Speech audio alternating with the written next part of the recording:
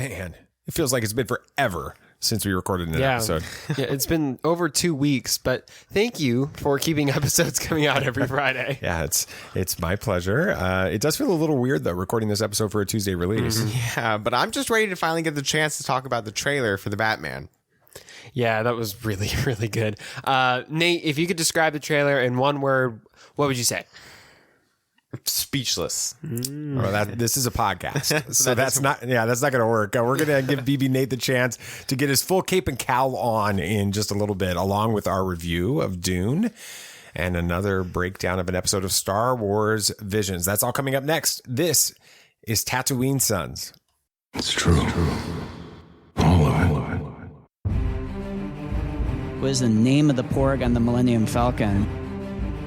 Force is strong in my family.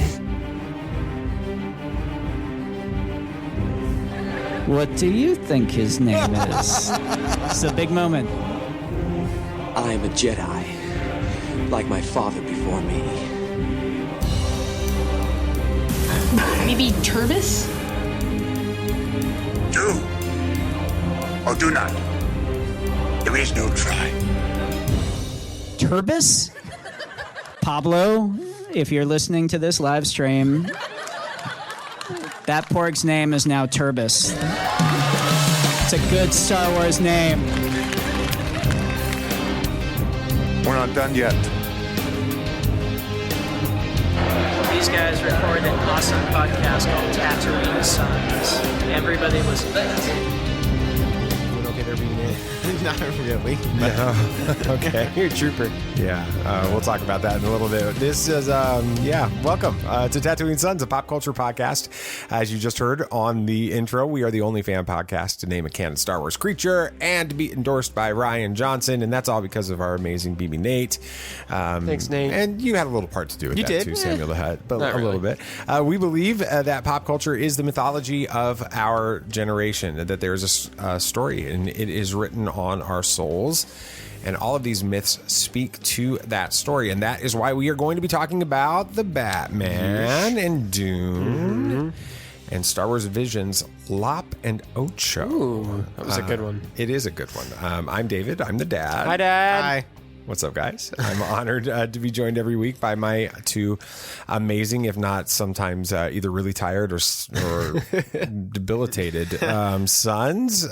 Sam, what are we talking about this week with you? I'm going to be talking about why Dune is the next Lord of the Rings. Now that's interesting, and that fits in with your intro. It does. Finally, we can kind of talk about Lord of the Rings a little Yeah, bit. that's cool. BB Nate, what about you? Obviously, it's Batman. Of course. Right? And, yeah, speaking of Dune, I was still able to see the Batman in theaters on October 22nd, thanks to the trailer and Dune.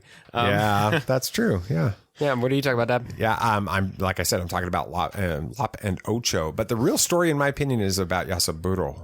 Yes. Yeah. Okay. The dad. The dad. The dad. Okay. Yeah. I was like,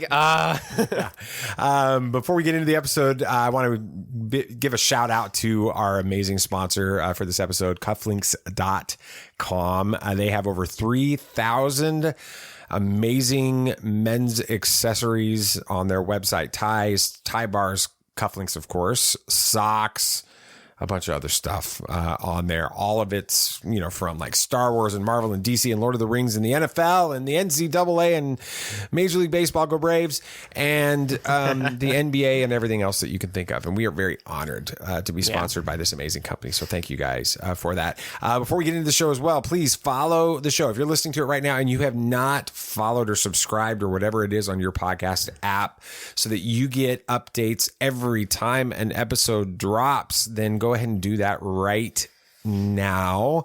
And while you're doing that, I'll make sure that you understand our new schedule. So obviously it's Tuesday morning. It's not Friday evening. yeah, that's new. So that's cool. So this episode's coming out on Tuesday morning. So that gives you an opportunity to listen to all of these things going into the week. If you want to have a better understanding of why we decided to make the change in our schedule, you can go back and listen to the last episode. Sam and Nate haven't even heard. And you'll get a bit of information about that. I talk about it at the end of the episode of that, including the new series that's coming this week. And we'll be having an episode dropping Friday with Stephen Kent, the author of the book, How the Force Can Fix the World. And I'm excited about that. That was a great interview. Before we get into the trailer, BB Nate. Yes. Explain in 45 seconds what's going on with you, just so everybody knows. So, I've been having abdomen pain for about 2.5 months now. I think that's how long it's been. And just went to the doctor about a month ago. Didn't get really any answers, and then decided the pain got so bad that I went to the ER again.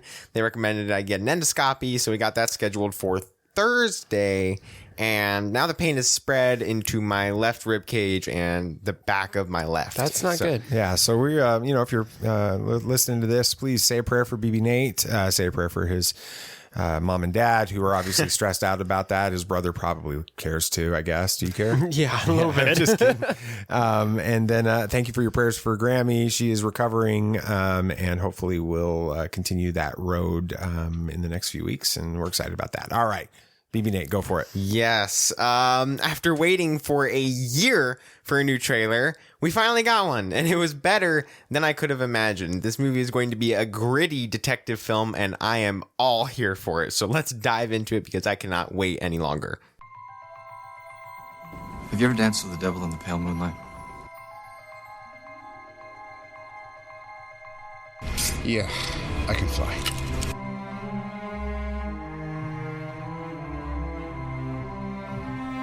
I'm here to fight for truth and justice in the American way. The people in this room, which one is A, wearing a spangly outfit, and B, not of use?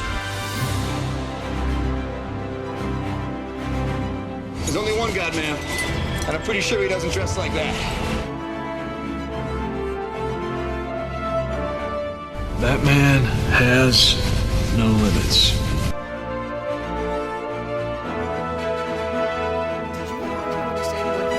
Said in that one scene, in the prison, everybody's talking about how they have such a hard time understanding what he was saying. I got it. First time. Yeah, I was fine. Well, maybe because I may have had a hard time the first time, but when I watched it again, I watched it with captions. So I did too, helps. Just to be make sure I got everything. Yeah. But initial reactions. Let's go 1 to 10 taser gloves because I'm finally so excited to see those get put into live action.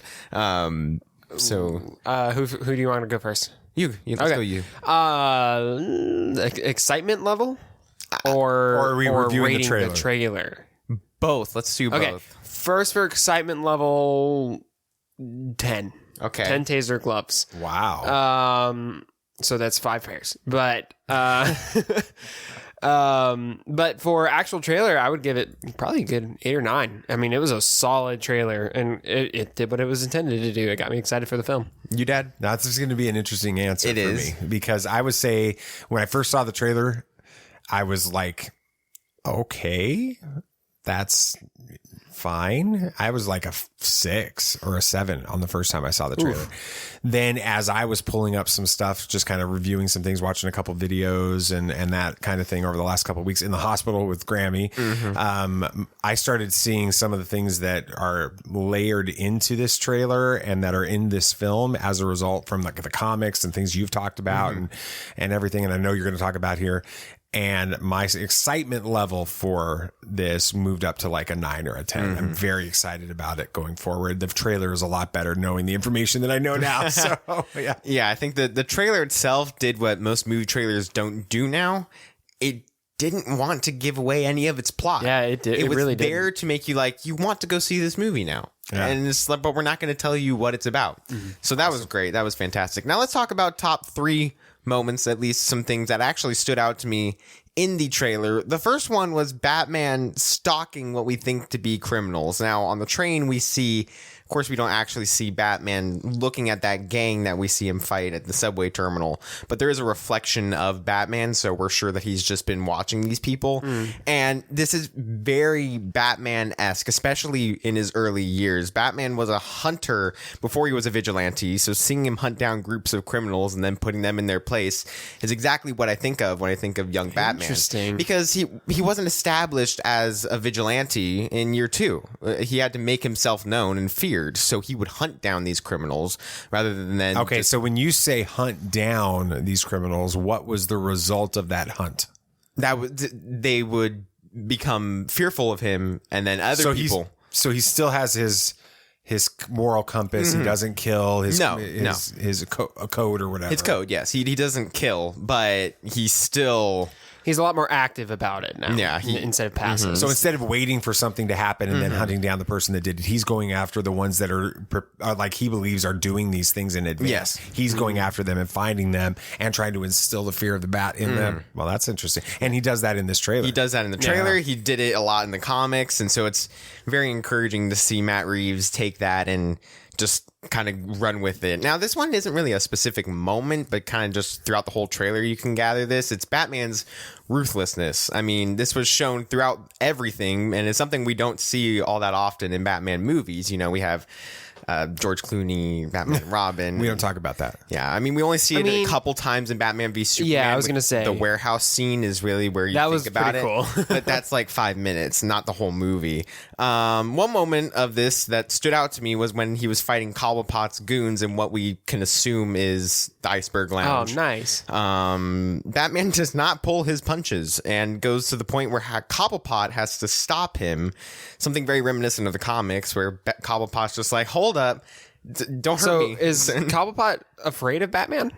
Yeah, that's what he's trying to be. He's trying to make all these criminals right, afraid but of it him. seemed like in that scene that Cobblepot wasn't afraid of him. He's just some punk, who showed up to his club and started beating up his goons. Yeah, he's probably not afraid of him at this point, but Batman's trying to get to the point where he will at the end And of the trailer, you can obviously tell that he is going to be. So, yeah, that was really... I just love that scene. And, of course...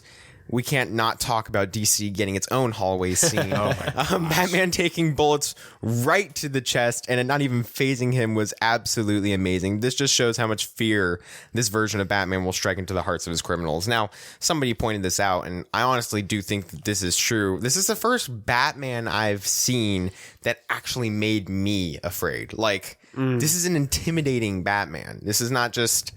I'm not wearing hockey pads. And Which honestly, can we be open enough to say that's hilarious that Robert Pattinson's Batman is this scary. The scary one, yeah. They needed to do that in this trailer to alleviate some of the concerns and that fans had about him playing this. I saw a lot of comments on the trailers and everything like, okay, I can admit I'm wrong now that Robert Pattinson was going to be a bad Batman. I'm a little not confused. I think it's still awesome, but like, you got Christian Bale Batman, right? And he's got his super fancy Wayne Tech armor that they built for the military, right? And it's not bulletproof. But then you got Robert Pattinson Batman coming up in his garage, coming out with full on, able to stop automatic machine gun fire. Like, I think it's awesome. Don't get me wrong. It's great. Yeah. But like, I'm what are your thoughts on that? Like, based on things in the comics and stuff? That just goes to, it is a comic book movie in and of itself. I mean, you can suspend reality for a little bit, but it also goes back to, his armor is that strong in the comics too. Is it? And so having it, they were just trying to make it more realistic in the Dark Knight trilogy, which is something I appreciate, but it isn't his garage. It isn't the Batcave in the movie. It is the Wayne Terminus. It is. Which is the Wayne subway terminal that was abandoned many years ago. I like that. That was under Wayne Manor and other places. So, yeah, that was in Batman Earth 1, which is a fantastic series. It is comic based. It is comic based, yes. And so that's really exciting to see. I'm glad they're pulling that in. I always enjoyed that. But did y'all have a favorite moment in the trailer? I mean, the hallway scene's pretty cool, but I love the and scene. you teased it a little bit, Nate, but you didn't really come out and say it. It really does feel like the Darth Vader Rogue One hallway. Oh yeah, it's just lit up by the gunshots, and just like the lightsaber's the only light, and the music even, which is by Michael Giacchino. Yeah, it's the same one that did the track for the score for Rogue One. Right. Same cinematographer as well. So it is. It's like it's. Instead of dun dun dun dun dun dun dun dun dun, it's dun dun dun dun dun dun dun dun. Right. And so it feels the same even in the music of it. So it's a lot of. I really liked the moment where I guess he's on the floor in the bat. Okay. The Wayne Terminus, and he's like trying to figure out the puzzles. So that is not in the Wayne Terminus. Okay, where's that at? Crime scene tape. Interesting. It looks like he broke into a crime scene and started just laying out evidence and spray painting Interesting. things, trying to figure it out. But I love that scene. I love that moment in the trailer because that's where this moment becomes a detective movie, a detective story versus a superhero story. And I think that that's what's going to make this really exciting. But you didn't let me. I didn't get to my favorite part yet. You cut me off. I was. The hallway scene's cool. We're out of practice. Sorry. Yeah, it's okay. Yeah. I forgive you. The hallway scene was cool, but I think for me, it's that scene at the end when he's walking towards Cobblepot and all that. I mean, that is just such a cool scene. And it is He's freaky. upside down. It is freaky too. Like, It's just because Cobblepot has absolutely nowhere he can go. You can feel the intimidation and the fear. dread. Yeah. That's cool. That's great. Now let's talk about some influences. Of course, we have Zodiac, of course, the actual Zodiac killer, and the movie by David Fincher. The costume of the Riddler is very reminiscent of the costume for Zodiac in real life, at least that was described, never seen. And the movie, he's wearing a very strange leather mask with glasses on the outside and a strange looking symbol on his chest. So that's really what the Zodiac killer looked like. Especially the movie. Especially the movie version. Yeah. So, and of course, David Fincher's an amazing detective movie director. He did, of course, Zodiac, and then he did Seven, which there are many things similar to this too. We have it always raining like it did in Seven to kind of feel the grittiness and the dread and a big bustling city. Good movie. And then, of course, we have the villain turning himself in a lot like John Doe in Seven. Yeah, and that does it's a bad thing when the villain turns himself in. Yeah, you know that there's Do you something think wrong. the Riddler is being captured is all a part of his plan? Do you think he's 100%. Yeah. I mean, I feel like the Riddler, his character has been a bit tainted by the Jim Carrey version. I mean, it's not entirely out of the realm of possibilities, but it discounts he is a brilliant character.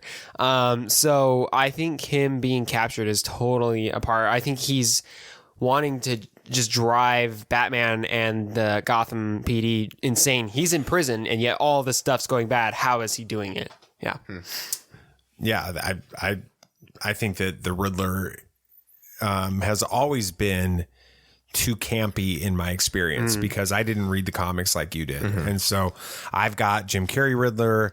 I've got, I don't even know who the name of the actor is, but the Riddler from the Batman not the animated, the TV series, the Adam West series. yeah. And he's campy in that. And so I've never had much for the Riddler. So really, I'm excited about this version. The only like non-campy version we've gotten, and it's still a little bit campy, is the Batman the Animated Series. He wasn't like overly cheesy. He was a brilliant person who put Batman in all these horrible death traps, and so that's what we're going to be getting in this, and I really like that. Now, going to the DC Comics influences, we have Batman Year One, which, with a story set so early in Batman's career, it only makes sense for it to take inspiration from Year One. One thing that is very similar is Batman kind of hunting down Gotham's elite in this movie.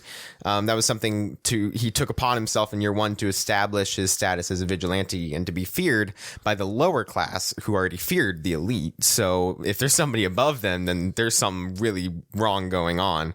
And we see at a point in the trailer, he kind of turns his back on the the GPD. It's not the GCPD in this movie. Okay. So I'm still trying to get used Weird. to that. Okay.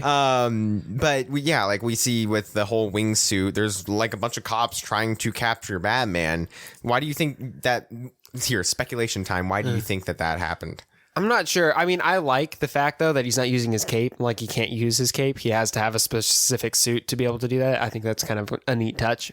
But, I mean, it could be any number of things. I mean, him and the GPD have always kind of had, like, a tense relationship. Not all of the especially cops, early in his career. Right. Not all the cops are cool with him. So one misstep, and they would, I mean, I could see them turning on him pretty bad. But maybe he ends up almost working with the Riddler because it's like it's a temporary alliance or something, and that, obviously the police aren't going to like that. So there could be any number of things.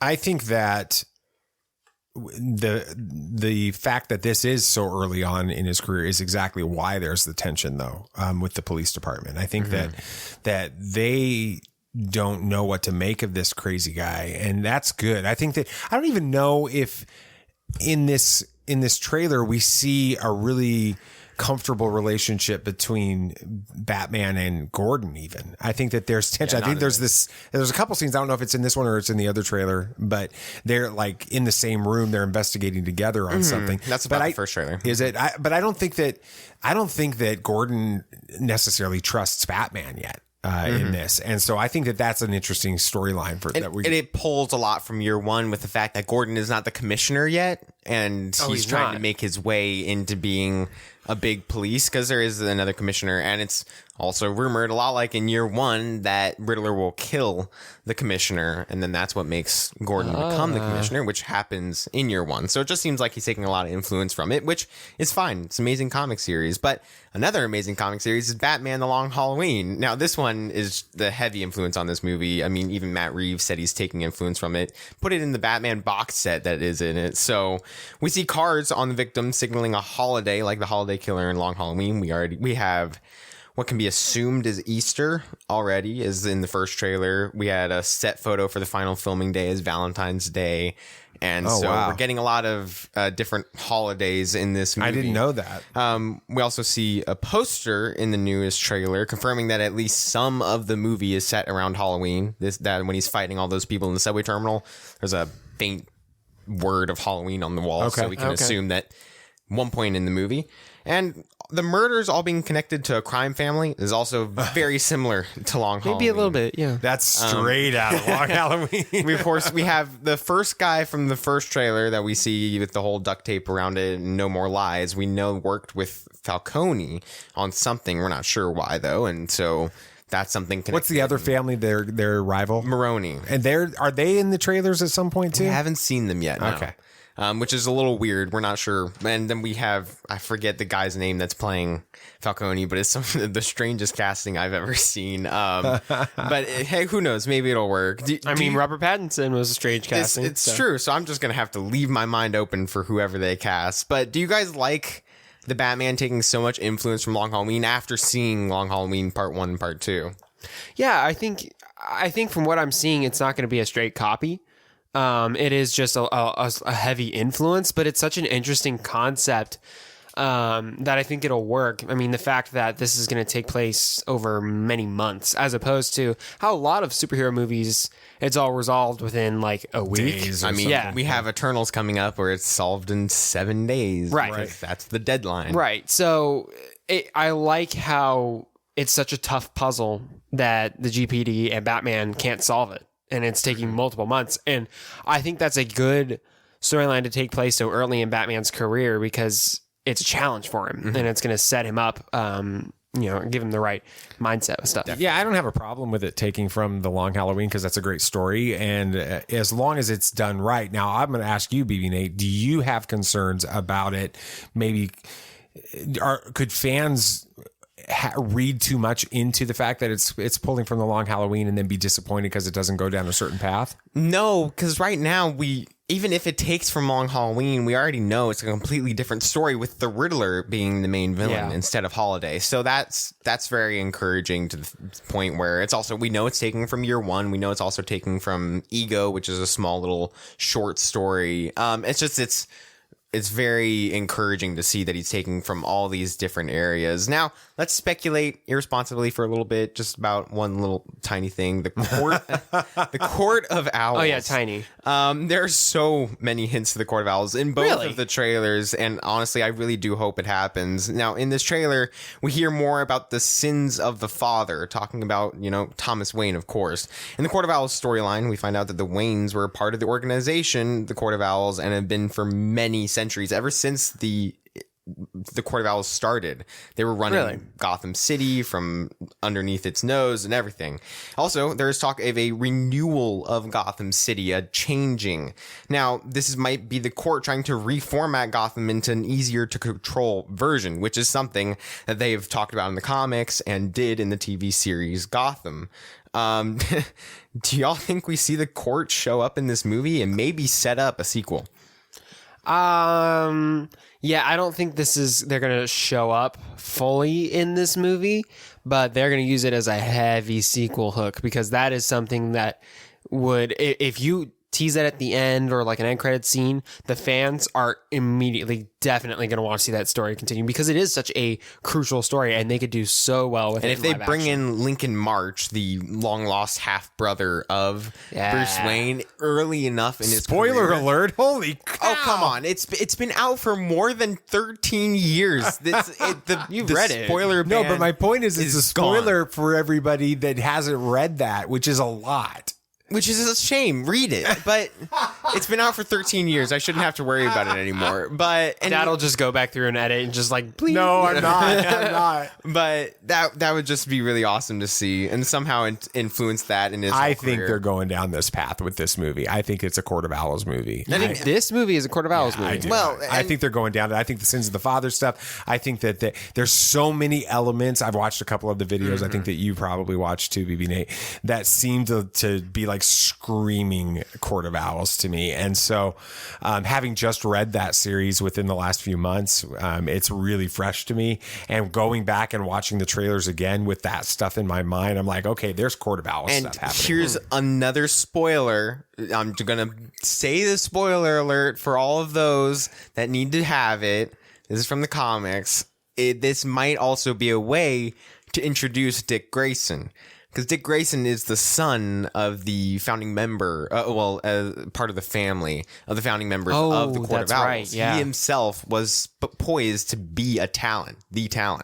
So that would be an interesting way to introduce Dick Grayson. I love in that. This I think I'm going to get nasty tweets after this because if that stuff happens in the movie, people don't know this without having read the comic, and they're going to get that spoiled. Oh, that's cool. That's fine. Well, this movie can't come soon enough, and I honestly think that this might be the best Batman so far. That is really high praise if you're listening to this right now. This movie releases exclusively in movie theaters on March 4th, 2022. That's awesome. All right. Well, we've got a Force-sensitive bounty hunter series coming to Star Wars. Brie Larson has stopped following Gal Gadot on Insta. And according to the Google machine, Andrew Garfield is appearing in Doctor Strange 2. And if it's on the internet, it has to be true. Maybe not. Here comes some bad news. This is not going to go the way you think. Well, gentlemen, we have been sponsored by Cufflinks.com for about a month now, and you've been wearing some of their amazing items to church on Sundays. What kind of reaction have you gotten from people at church and maybe girlfriends and that kind of thing? I mean, they like it. They think it's cool. Like it's subtle enough to where you don't really notice it until you get up close, and it's still classy too. You know, it's not like over the top. Star Wars. Yeah, and I mean, it's super high quality too. I've noticed that. And of course, I've worn cufflinks the past couple of weeks, and I just noticed how really cool they are. I don't know. Yeah, so what are your favorite items that you guys have gotten from cufflinks.com? Oh, that's my glow-in-the-dark hyperspace tie bar. Star Wars theme. Yeah, Star Wars. It's a hyperspace. So like really, the star you're not just lines. saying that. It really does glow in the dark. Yeah. I love that thing. I mean, not that you ever really see it like that, but it's cool to know that it does. It'd be kind of weird to be like, hey, let's turn on the lights guys, in the look classroom. at this. Yeah. It is cool to know that, though. Right. Yeah. What about you, Nate? I don't know. I really like the Batman tie I got. It's really cool. And you got a tie bar with it. I did the Batman tie bar as well. Yeah, that's really awesome. What about you? I mean, my Darth Vader with a red bow tie cufflinks. There you go. I mean, how much can somebody that went for like the first 2.5 years on this show, 3 years on the show as the bow tie Jedi guy? I mean, you got to have some Star Something Wars with with bow the bow ties ties in it. So that's been pretty cool. And honestly, like you guys were saying, I think you said this, Sam, the thing that I like the most about these, all the cufflinks and the ties and the socks and everything else that you can get on cufflinks.com is that they can show your fandom off, but they do it in a real subtle way. It's not like a walking billboard. It doesn't look like a bad Father's Day gift. You know what I'm talking about? A tie with this big giant lightsaber going down the front of it or something like that. It's classy and everything else. I mean, they have over 3,000 items on the website, which is a lot, and covering not just cufflinks but ties, tie bars, socks, money clips, and other great things. Yeah, awesome. And believe it or not, it's time to start your Christmas shopping, which that totally caught me off guard today that it's November. Like like mom is officially going to start putting up the Christmas decorations. So, Anyway, use the code Tatooine15 at checkout to receive 15% off everything on the site with no minimum order required. Yeah, so just head on over to cufflinks.com today. And like Sam just said, remember, use the code Tatooine15 at checkout. All caps. Well, I don't think it matters. Oh, okay. Well, just to be safe. Well, you want the bad news or the really bad news? All right, headline one, Star Wars series about a Force-sensitive bounty hunter rumored to be in the works. This is by our friends over at Epic Stream. EpicStream.com. It's they're back for their weekly appearance on Bad News. This one is because of an article about a rumor by the hashtag show, which is a kind of a so-so record on leaks and rumors. The article states that Lucasfilm is developing a show that will focus on a Force-sensitive bounty hunter who represses and hides her Force abilities. However, when a target escapes and informs the Empire of her abilities, the Inquisitors are sent to track and destroy her. I'm going to be honest, it sounds like a really cool idea, but I'll wait until we get something a little bit more concrete than that hashtag show. So I'm going to go ahead and list this as a clickbait level 6. That's not bad. Yeah. Brie Larson allegedly unfollows Gal Gadot after a controversial post. Dun, dun, dun. This is from We Got This Covered, so you know it's great. This is a funny headline that's actually built in a real situation. Gal Gadot posted an image on Instagram recently about the continuous Israeli-Palestinian conflict and her wish that both parties could find a peaceful resolution. This conflict is over 70 years old and won't be solved by an Instagram post. But lots of celebrities overreacted to the post and condemned Gadot, who is a native-born Israeli and obviously has opinions on the issue. What's funny about the article is that after stating that Brie Larson has stopped following Gal Gadot's Insta account, they have no idea why or when this took place. So it's very possible it has nothing to do with she could have unfollowed it 6 months ago. They right. don't know. Right. So this one's getting a clickbait level 8. Awesome. Yes. This one's interesting. Spider-Man actor appearing in Doctor Strange 2, according to Google. That is the most vague headline. It could be the homeless guy that's in a lot of New York movies because he always scouts out the film sets to get an extra so he could get paid. He's a Spider-Man actor. He's called the Radio Man, and he's in a ton of movies if you really look for him. What does that got to do with this? I don't know. It just reminded me. This is from... This is my We're out of practice, useless knowledge. This is from Inside the Magic, again, making their weekly appearance. They have written an article about how Andrew Garfield's name is showing up on the cast list for Doctor Strange in the Multiverse of Madness. While it's true that Garfield's name shows up on the list without any image like the other cast members, it's also true that these cast lists are notorious for being wrong. After months of denying any appearances in the MCU, it would probably be a good idea to see if Garfield appears in Spider-Man No Way Home before we start casting him in Doctor Strange 2. I give this a clickbait level of 8. I'm still waiting for Matt Smith to show up in Rise of Skywalker. Yeah, right? With that. What happened to that? Yeah. Very good. Thank you, Nathan. Yeah. Dune is a box office hit and is performing pretty well across all of its platforms, which is... We're changing gears here, right? Yes. Okay. Yeah. Which is not... always the case with dual releases. But what exactly makes this movie work? We'll talk about that along with some interesting story points next. Be on your guard. There are older and fouler things than orcs in the deep places of the world. All right, then, keep your secrets.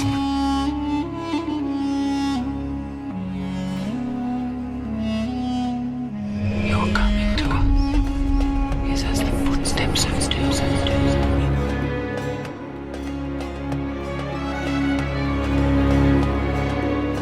There are many magic rings in this world, Bilbo Baggins, and none of them should be used lightly. How's the book so far? How far in are you? I think 4 or 5 chapters is a little over 50 pages. So. Okay. Yeah, it's great. very interesting. I haven't gotten much into like the details, but even some of the story so far has gotten into more detail. it has, of course. I mean, That's cool. Yeah, Very awesome. cool. All right, let's get y'all's initial rating on a scale of 1 to 10 sandworms. Dad. I got to go first? Yes. Yeah. You seemed really ready for it. Are you sure? Yes, you got to go first. Yes. I'm going to go with a 7. Ooh, okay. I Probably doesn't help that you fell asleep the first I time. will. Let's do a disclaimer. I did fall asleep. I slept through the last hour and a half, 2 hours of this You movie, were- the first viewing, but I had literally been dealing with my mother having double bypass surgery that day. Yeah, it was that day. And she was in intensive care, so I'm not a horrible child. They would not allow us to be in intensive care anymore that night. So we went to the movie, but I was exhausted mentally, physically, emotionally, spiritually, in every way possible. I was exhausted. And there was a point where I fell asleep. I don't know how long I fell asleep. I woke up and I'm like, I have absolutely no idea what is happening in this movie. Why the heck is Oscar Isaac naked? Exactly. That's exactly what I was sitting there thinking. Why is Poe in this naked? And I'm like, I have no clue what's happening. I'm going back to sleep. So first time was low. It was like a washout. I will say that watching it the second time was better, but I think that it hurt my opinion of the movie because of the fact that I had seen parts of it ahead of time and other parts I hadn't, and it was just so Guess weird. we'll have to go back It was kind another of a time. weird spice dream, honestly, for me. So Yeah, I got to get a 9. Maybe a 10. A 9 just specifically because we don't have the end of the story yet. Yeah. I think that's what I'm going to get. I'm right there with you, Nate. It's a 9 for me. I just can't wait to see where they go. All right, let's start talking about why this movie works so well. I mean, it's definitely different than a lot of the movies that we've been getting recently, and we'll talk about that in a second.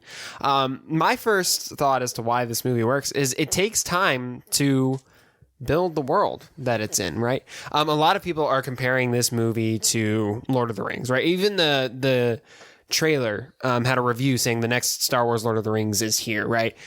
I feel like it lines up more with Lord of the Rings than it does with Star Wars. The only Star Wars it lines up with is it happens to be like sci-fi, right?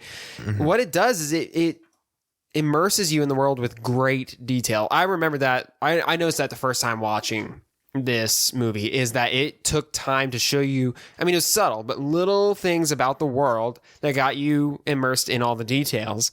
But it wasn't like in your face over the top, like this is how this works, you know?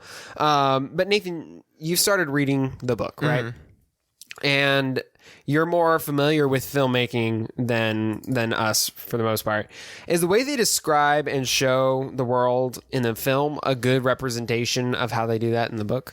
I mean, in the book, it builds a lot with just how the people are, how they act, the species, these certain things. They mention this, which I'm 100% sure they will mention in the second movie, but it's literally in the second chapter of the book. A little surprised they didn't mention it. There was a war between man and machine. And a lot, wow. This is not the Matrix. Dang. But there was a war, and that's why they do not allow people to build robots anymore. Yeah, because they're worried about. So that's why they use the mentats. You know, Peter, the fur, the people with the eyes that go in the back of their head in the movie. That's why they use them for knowledge and great logic and things in the future and all that stuff. And so that's the world building that Frank Herbert did. And what Dennis did is he took that and he didn't want to shove it in your face with exposition. He was like, I'm sure you'll pick up on a few of the things as the movie goes along, and that's how we built the world, and it was great. Do you also think exposition? Yeah. Do you also think that he allows people like you that have not read the book, that really enjoyed this movie, love this movie, and want to read the book? You have a different experience reading the book now as a result of the way that he told the movie. Exactly. I'm definitely having a different experience because I know these characters now, and I can definitely put a face to the name, but I can also understand that these certain plot points are happening at these times, but I'm getting more from the book that's building on the movie, and it's cool. It's great. Mm-hmm. Yeah, what did you think, Dad, about the way that they, even from the beginning, just slowly immersed you in okay, this is how this world works? What were your thoughts on how? I think it's a risk, and I think that people have struggled with it because it doesn't go through and do this. You know, in the Lord of the Rings, the original, the theatrical version of the Lord of the Rings doesn't take a lot of time to give you exposition, but like the director's cut that you guys have grown up on, it has 20 minutes of that's a good point, of exposition of what has happened before with this. And that's the way movies are told now. You know, you're going to get that in the Eternals movie this weekend. Totally. They're going to go through it. They're going to spend the reason it's a 2 hour and 40-minute movie almost. Seriously? 37.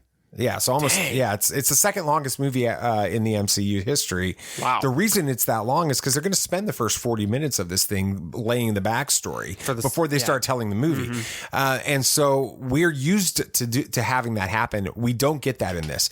They drop you in the middle of the story and they expect you to figure it out. And so that's a risk. And I think that it worked for a lot of people, and I think it's not working for some. Yeah, you definitely have to be paying attention the whole time, otherwise you'll miss stuff. Now, I heard someone say at times that this movie almost feels like a documentary in a good way. I know documentaries aren't for everyone. Nathan, you're not a huge fan of them, but the way it, like, you're flying over Arrakis and seeing the sandworms and spaceships and such. It's like you know, when you watch documentaries and they have like drones flying over the Antarctic or something, you know, it not only creates visually striking images that stick with you, but it also provides story details along with it. Dad, Pastor Stewart, one Sunday, like, called me over to specifically tell me that he didn't like the movie, but said that this film felt very artsy. I don't think he meant that as like a bad thing, but it feels very artsy, like a film festival movie, right? Yeah, that's what he was explaining. But Dad, do you feel like this film blended the artsy with the storytelling well? Because, you know, a lot of time we'll watch the Oscars and there'll be all the artsy films and we're like, this looks boring and confusing. So do you think that it kind of mixed good storytelling with that as well? Well, Stuart, I don't know what you're talking about with that. So as you're listening to this, I don't know what you mean by artsy. I don't feel that in this movie. I felt like a sci-fi epic to me, but I also do feel like it's very different than what we have become accustomed to in more than 20 plus Marvel movies. And so it has created, you know, Dennis mentioned this a few months ago where he said he talked about this being not cookie cutter. It's not like Marvel. It's very different than that. And he's right. And I think that we have become so used to that hour and 45 minute to 2 hour and 15-minute movie that is going to go through the same story arc with different characters, different villains, but it's going to be the same story across the board, that we have sort of gotten separated from these types of movies taking place. This one is one that you have to pay attention.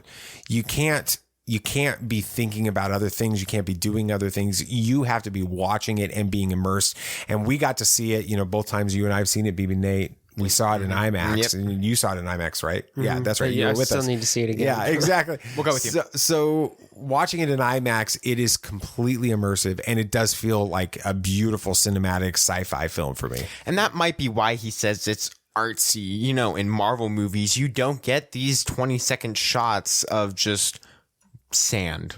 That's a good point. And while it's beautiful shots, it does provide the world building necessary. It provides the dread, the heat of this Dune that is just so, it beats down on you to the points. Yeah. Yeah. You were talking about like how Marvel movies, we've grown so accustomed to it. I was reading some articles in preparation for this, and they mentioned that point specifically.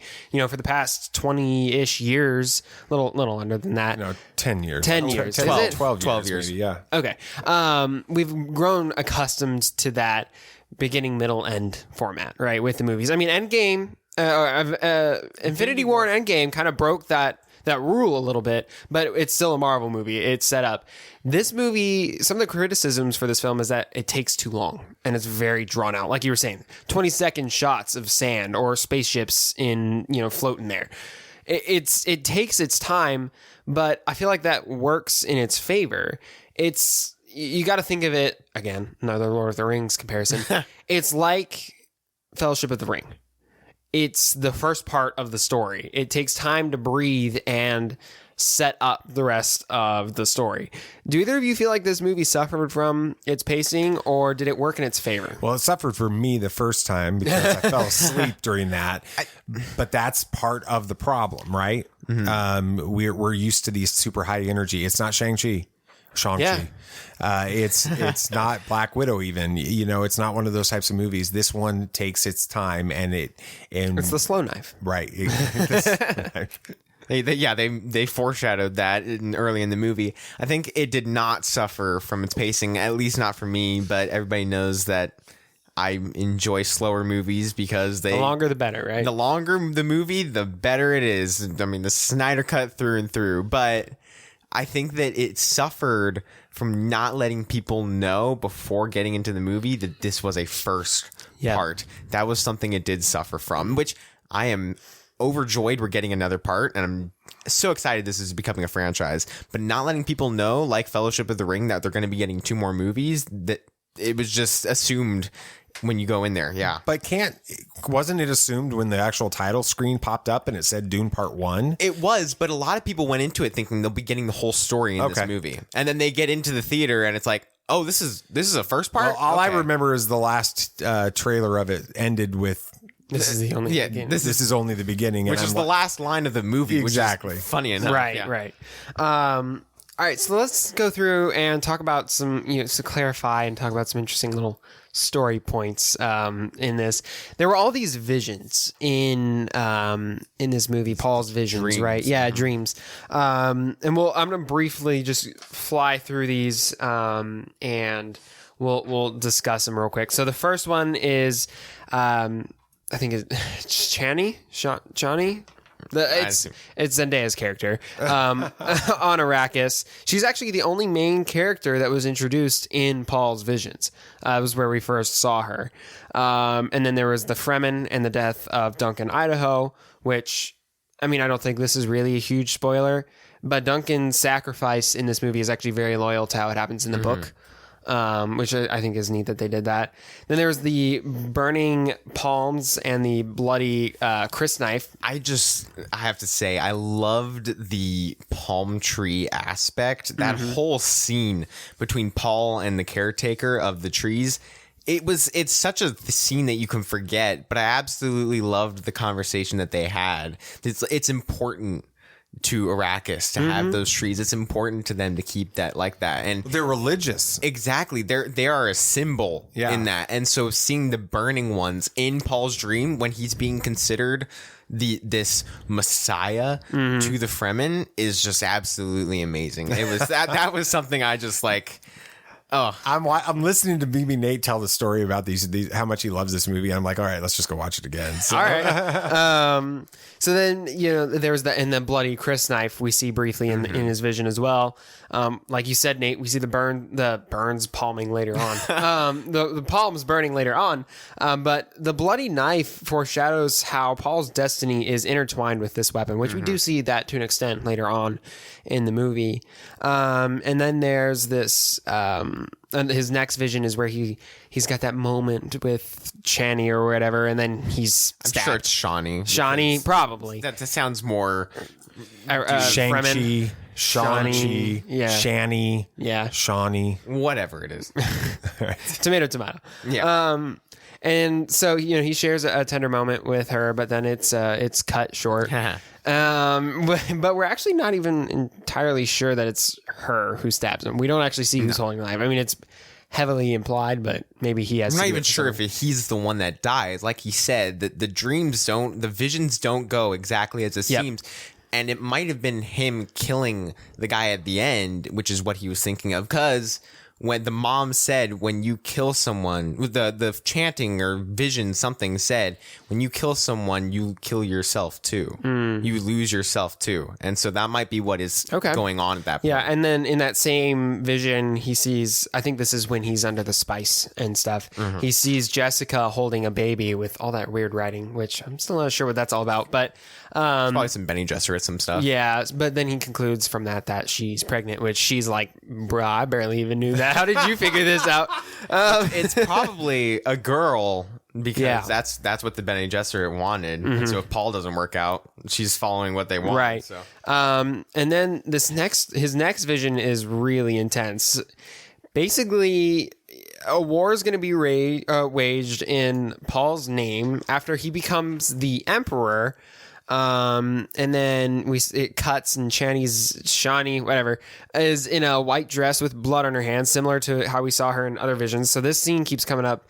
But then Paul wears battle armor and leads men into battle and oversees an act of genocide with Shani. So something later on in the story is going to take a sharp turn, or at least that's what it looks like, right? Yeah, I have nothing for that. I mean, the speculation is that the Fremen, he becomes emperor, and then he starts to wage war on the Harkonnens and the Sardukar and all of these people, and probably the whole Imperium at this point to overthrow or something. I don't know. I mean, would y'all be a fan of something like that happening? Like, we don't see that storyline happening very often in movies nowadays, where the good guy becomes takes the place of the big bad evil ruler, kind of. I mean, in Star Wars, doesn't really happen. Lord of the Rings, Sauron's just dead, and then again, we don't even see the end of the story. So, what are y'all's thoughts on the possibility of Paul becoming the new emperor? I don't know. I haven't thought about that. I think that I always saw the visions of those types of things like he's fulfilling his messianic role in some way. And so I don't see him moving into, I didn't take those as meaning he was moving into this, replacing the emperor type thing. I thought he was trying to free the peoples against something. That's the way I viewed it, at least. Yeah. I mean, it's all depending on if the visions of him are right, if he is the Messiah. I think it's the Maldaib or something is what it's called. It's very difficult to pronounce. I've seen it many times in the book, but I'm still trying to figure out how to pronounce it. But it's really depending on how it goes. I do think that he does become the emperor, because that just would make sense in the storyline with the Harkonnens and everything, but we'll see. Yeah. And his last vision is when he's flying through that dust storm, right? And he gets a vision of this Fremen tribesman that tells him to basically go with the flow, which is a heavy paraphrase here. But and then the tribesman deploys a pair of those like hooks and rides a sandworm. But we find out later that tribesman is actually the tribesman that Paul kills. So this kind of implies that his visions aren't always of the future. They've got some memory and some ancestral aspects to it too, which I have a feeling we'll get more of in the second book. Visions and stuff are a really big part of like Star Wars and things like that. What were y'all's thoughts on how they used visions in this movie? Were y'all a fan of it? Do you see how it influenced stuff? Yeah, I mean, I think it did deal a lot with the visions that Anakin in the prequel trilogy saw. I feel like George Lucas took a lot of influence from that because of what Yoda said, that they can cloud your judgment and there might not always happen what you think they are, and all this stuff. It does apply to that. And of course, another thing from that was influenced from Star Wars was the voice and the Jedi mind tricks and all that definitely. Stuff. But I think that, yeah, the visions weren't really a big part of the original trilogy, but I think that George took a lot of influence for the prequel trilogy with Anakin. I think that the visions kind of got confusing because we are seeing them literally, and we're seeing them as future in the way that we watch the movie. Yeah. And so that creates confusion for people, like it did for me. Oh, definitely. So, when he kills off whatever the guy's name is. Yeah, like Jameis or something like that. I think it's Jameis. Yeah, when he kills him off, I was totally confused by the fact that he had a conversation that had not taken place, and those types of things were really confusing to me. Yeah, I agree, and I hope that they provide some more explanation in the future. Maybe the Fremen are able to better explain who this Messiah character is. And then there's this group of the Bene Gesserit that's throughout the movie that his mom is part of. They're basically like this group that politically manipulates powers, political powers, but they also possess great abilities, like you said, Nate. They've got that ability to use the voice. That's just all it's called. But it's basically like a Jedi mind trick at that point, right? They've been selectively breeding their members for generations to bring forth this. I wrote down Kwisatz Haderach, I think it's what something it's like that. It's yeah, I have no idea what that I think it's the Kwisatz Haderach. Yeah, whatever. It's basically this story's chosen one, or even they call it a messiah at some points. They call it a messiah, and they also in the movie, I don't know if they do this in the book, but they call him the Mahdi as well, which is the Islamic version of the Messiah. So they call him both of those in this, which I thought was interesting.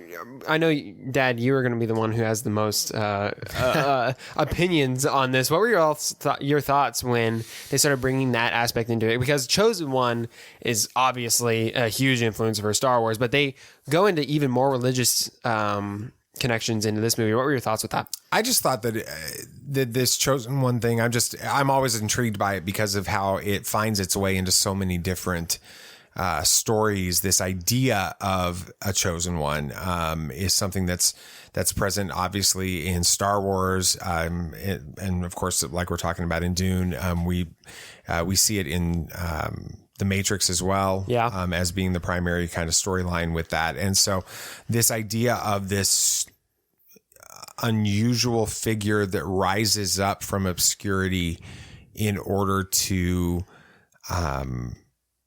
sort of redeem and rescue, bring change. Really it's about bringing in, it's about rescuing humanity.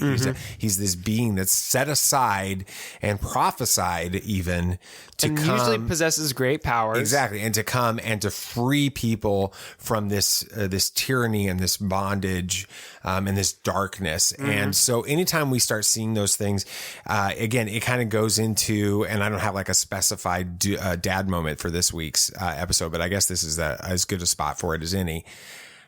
This is very similar to me as what happens when we were talking about the Celestials and the Eternals. With that, it is a situation where there's a reason why we gravitate towards stories like this. In the Eternals, we gravitate. They've told the story of Marvel because it's there's a creator figure, and we know that story makes better sense. The Marvel universe makes more sense with a creator, and then we keep finding ourselves with stories like Dune and Star Wars and The Matrix and others as being this idea of this figure coming to rescue us from tyranny and slavery and darkness.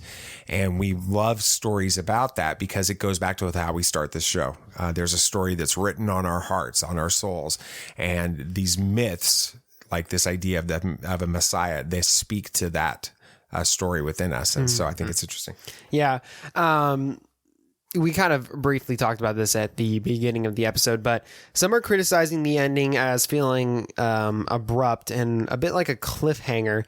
Do you guys think that it was a cliffhanger, or was that the right ending for this film? That was a perfect spot to stop. That was a transition from the setup of everything going into the next movie to, if you went further, then we would have gotten Paul going back to the Fremen base, and then, getting into the group, just acquainting themselves with the Fremen and all this stuff, and then ending there would have felt really strange. This is kind of the transition point from him being the Duke's son and being a part of the House Atreides to becoming a Fremen. So that is the perfect spot to end. I don't feel like, of course, it's any point's going to be a cliffhanger. That's just how it's going to be. So this was the best place that they could have stopped it. How long is this movie?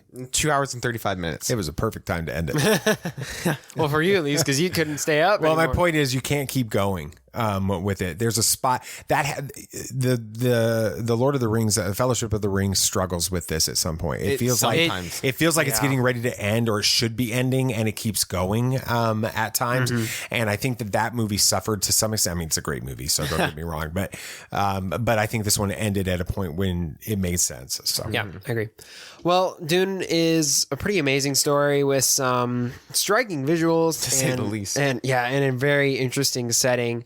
And it's set up to be another major franchise that fans will love for years to come. That. Yeah, it's gonna Bene Gesserit prequel series and everything.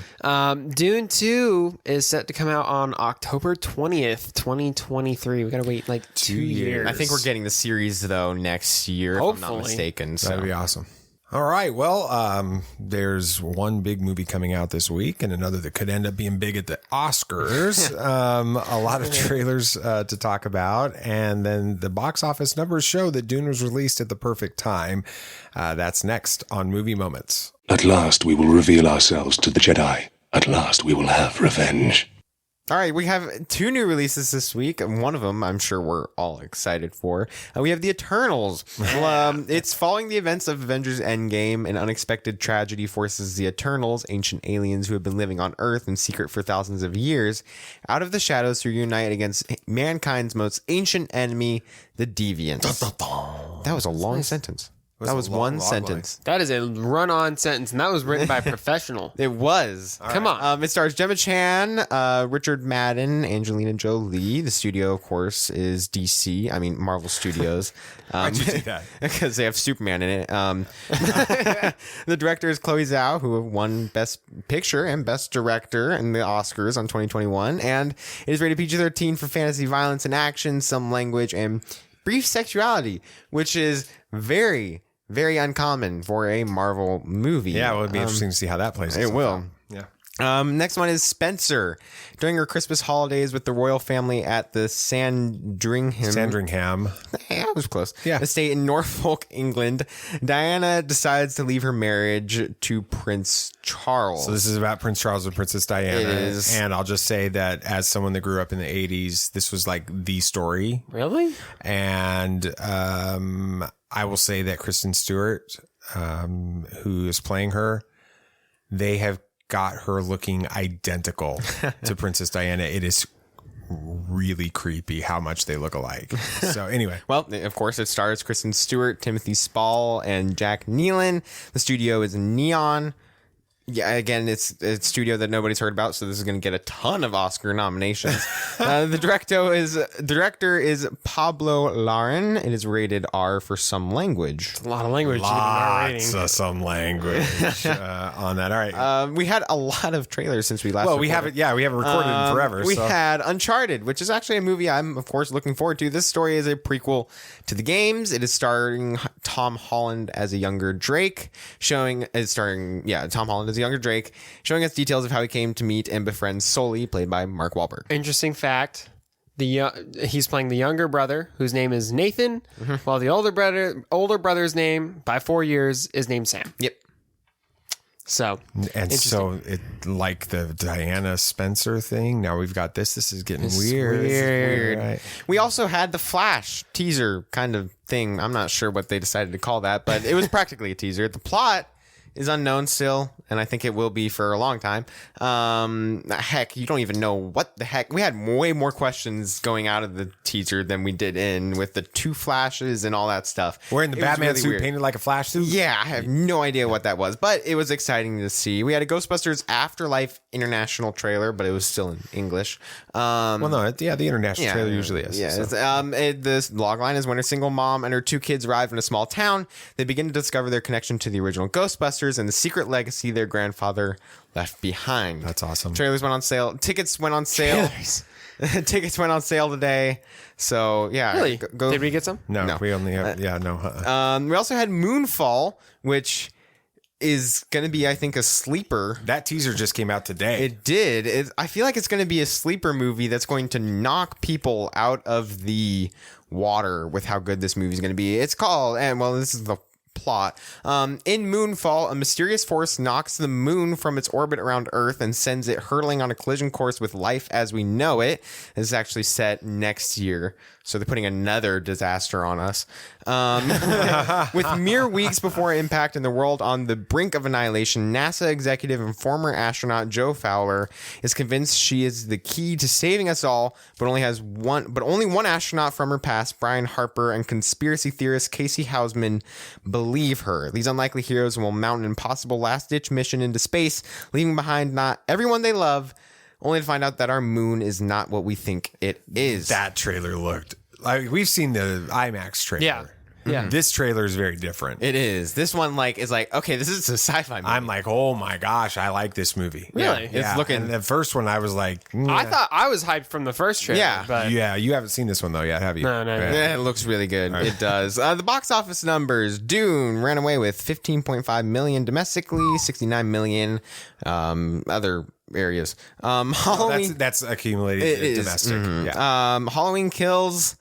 8.5 million opening and 85 million domestic gross, which honestly, that's a lot. That is pretty good for a Halloween movie. And No Time to Die, 8.6 million this week, which actually beat Halloween Kills. That's surprising. And then 133 million. Maybe I typed it wrong. It might have been something. You might have, but it's all good.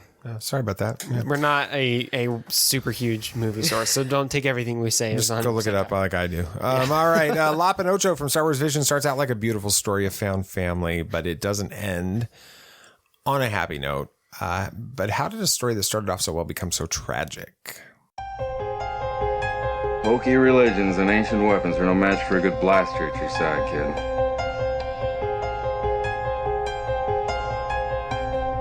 Rebellions are built on hope. Force is with me, and I am with the Force.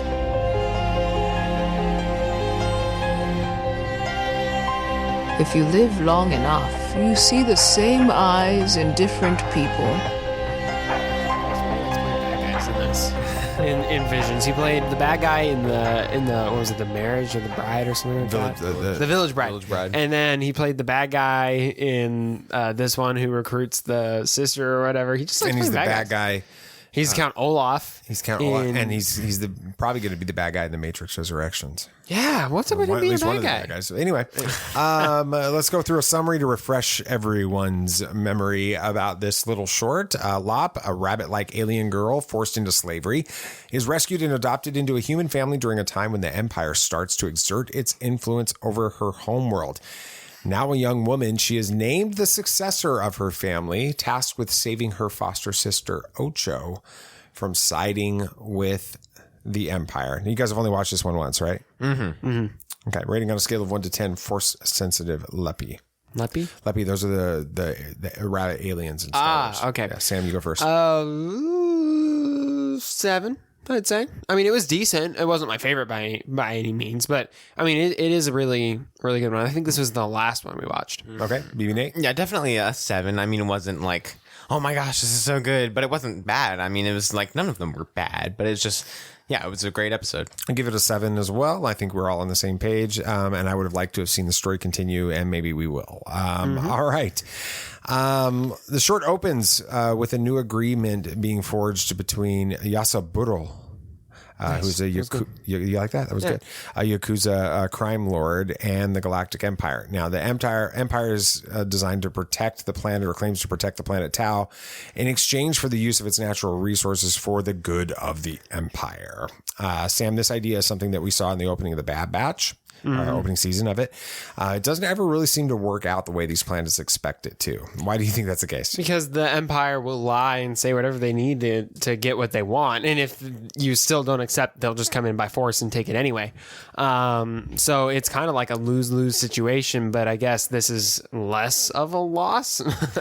But yeah, I think that's usually where that ends up going. Yeah, I mean, with the whole Yakuza, the crime lord family things. It's always weird. And I mean, we do not see it in Star Wars all that often. No. But yeah, I mean, it seems like it worked out okay. I mean, this is set after. Well, it works out okay for a while, but by does. the time we get to the second part of the story, though, it doesn't seem to be going as well.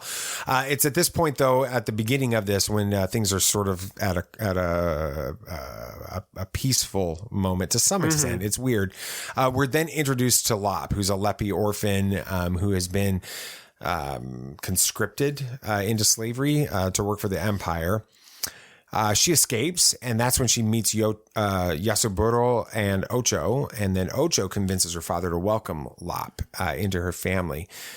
BB Nate. Yes. Ocho is introduced as kind, but after the time gap that we're getting ready to have in the story, she becomes loyal to the Empire and is willing to betray her family. How do you think that happens? Well, I mean, the dark side is kind of a good old answer for right off the cuff, but I think that is a big part of it. I do think that the idea of there's somebody there's a bigger power out there. The Empire is bigger than the crime family, so might as well join up with that, because they will give Ocho more security at that point than her father ever could. So I think that was also. I mean, it's like how you can have members of your same family who have different political stances. One may be a Democrat and one may be a Republican. Obviously, this is a much more divisive. Well, everything in Star Wars is amped up to 10,000. Right. So, but it's kind of that concept, right? I mean, they have differing viewpoints to the point where it is so intense that she's willing to betray her family, just because it's not out of she doesn't love her family or whatever. It's because she truly believes with all of her being that the Empire is the right way to go. Yeah. I mean, it takes, as we go through the time jump and you have these several years that pass, I don't know, a decade or whatever, the consequences of this partnership between Tau and the Galactic Empire are shown. Yeah. Even the dad, Yasuburo, has come to realize that it was an absolute disaster. It was a huge mistake. And, but Ocho, in this case, she's become she's a true believer. Yeah. She's all in on the Empire. And then you have Lop caught in the middle. So Sam, it's really easy to see Ocho as wrong because we understand the Empire are the bad guys in Star Wars. But is there any way to understand where Ocho is coming from? I mean, yeah, I feel like I can't remember what form of media it was, but there was something at some point where they showed the Empire and it almost seemed good. I don't remember if it was maybe a book I had read or something, but there was something in Star Wars where they showed this perspective. I think it's Solo. Well, the Battlefront too. The start of Battlefront, and Inferno Squad and stuff like that. Mm-hmm. Exactly. They think they're fighting on the right side of these things. I mean, there are certainly members of the Empire who think they're doing the right thing, who want to help. I mean, even like you said, Nate Solo, for a second was like, we're not even doing the right thing here. He joined the Empire thinking it was going to be fine. But I think ultimately it's a trickle down effect, right? It starts bad at the top. The Emperor is not good. So there may be good members at the bottom, but overall the entire organization is wrong. Yeah, I mean, of course, hindsight is 20/20 with our things. So of course we can't say that the Empire is good because we know that they aren't. But I think with the people in it, like Sam said, there are always people that think that they're doing the right thing. Of course, with Battlefront 2 and the Inferno Squad, and we always say the bad guys always think they're the good guys in their own story. Mm-hmm. And so there are a lot of people who think that they're doing the right thing, giving security to all these people, but instead what they're doing is controlling them. And it's a very common theme in Star Wars. Yeah. After Ocho completely turns to follow the Empire, Yasuburo reveals that a Jedi had entrusted a lightsaber to his clan, to the family, and that it had been handed down through the family for generations. And then Yasuburo gives it to Lop, and we later learn that the Force is strong within her. BB Nate, could it be that the Force actually provoked the Jedi to give the Yasaburo clan the lightsaber, knowing that one day Lop would become its heir. I mean, there's always the thing about fate and destiny, of course, with Akakiri. We saw that. So yeah, it's very possible that the Force chose that this Yakuza family gets a hold of one of the most powerful weapons in the galaxy in the case that Lop would get it. So yes, I think that's a very strong possibility. Yeah, I agree. I think there's always that, many different Jedi have had different premonitions and visions of the future. Maybe this Jedi's vision generations and generations ago was that at some point it was going to be entrusted to someone like Lop in this case, and that was necessary for the story. Yeah. Well, I think we'll go with another dad moment because, we didn't get to do one for the last 2 weeks. So there we go. We'll do Gotta that. make up for it. I am your father. There are so many threads in this story that I could pull on. I mean, we've talked a little bit about found family. There's the dangers of big government that are in that, in the story. I love the idea or that the Force prepared a Jedi's weapon for Lop and that she received it at just the right moment when the Force awakened within her. But all of that is different than what I feel as a dad. I'm really impacted by the conflict within this family. As time passes in the story, the father comes to understand that his original position on the Empire was wrong. But over the years, Ocho has been just continuing to go down that path and been fully indoctrinated into believing that. And Lop, she just wants to keep the family together. And this kind of division within families is unfortunately very common. It's actually very heartbreaking. When things reach this level, there aren't really any easy answers. And it's why we must be really intentional about open communication within our families. I can't help but think that much of the events in the story could have been avoided if Yasaburo, Lop, and Ocho had just actually sat down regularly and got their thoughts and feelings out on the table. It could have made a big difference. So, all right. Anything else you guys want to talk about? Anything else? Yeah, Star Wars released the trailer for the Book of Boba Fett. I saw it right before I was going to go into class, and then I had to wait. Because you wanted to watch it with us. Yeah, so I waited the entire day. Yeah, so we watched it when you got home. We'll talk about it on the next episode. You're going to break it down next week, but initial reaction. I'm tired, so I'm not going to give an initial reaction yet. It may not be entirely accurate. That's a teaser right there. What about you, B. Nate? Zack Snyder says his DC movies aren't Snyderverse. Quotation marks, because that works great on a podcast. Basically, he said that his DC movies are DC movies. They aren't a part of another universe, and this is something we as DC fans have been saying ever since the beginning. DC isn't the Whedonverse or the Snyderverse. There is a multiverse, and whatever the multiverse is DC. So that's what he was saying, and it just shows to a further point that he understands DC pretty well. Hayden Christensen is appearing in the Ahsoka series. And they said he's reprising his role as Anakin Skywalker, which, doesn't mean much. Of course he's reprising his role. He's not going to be Darth Vader. He's either going to be a Force Ghost or we're going to get some flashback sequences. I would love both. I want a Force Ghost. I want to see both, but I really do want to see a live action Anakin and Ahsoka taking on some droids in the Clone Wars at some point. Can you imagine all the Clone Wars fans? It would be probably one of the coolest things. That's it for our Tuesday episode, but we liked putting out Friday episodes, so we're going to do that. And this Friday is our my interview with Stephen Kent, author of How the Force Can Fix the World. And I promise you are going to be thoroughly entranced by that conversation. He is an amazing, gifted writer and Star Wars fan, and he understands how our society could benefit from some of the ideas in Star Wars taking root within our society. So that's going to be pretty cool. That's coming out this Friday morning. So make sure that you subscribe to or follow or whatever it is you do on the show. Thank you so much for listening to Tatooine Sons, pop culture podcast. Yes, and if you had a good time listening, it'd be awesome if you could share this with your friends. Yep. And of course, the show, it's only a small part of the Tatooine Sons world. So if you liked it and you want to get in on more, like us on Facebook and follow us on Twitter to get in on all the action and keep up to date on everything we got going on at TatooineSons.com. Yeah, don't forget to follow the show on your favorite podcast app so you don't miss Friday's episode or next Tuesday's episode or whenever we decide to throw up another episode. Remember that if you drop us a review on podchaser.com/Tatooine Sons, we're going to make a donation in your honor to one child to help a child living in extreme poverty, and another shout out and thank you to our sponsor, cufflinks.com. Thank you guys so much for making this show possible. It was a longer episode, but that's partially because we had a lot to talk about. We had a lot to talk about, and we had 2 weeks worth of conversations to try to get out on this. So thank you guys for listening all the way to the end. Anything else you guys want to say? May the Force be with you. May the Force be with you. May the Force be with you always. This party's over. I like that Wookiee.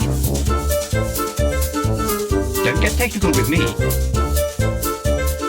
Joy, please.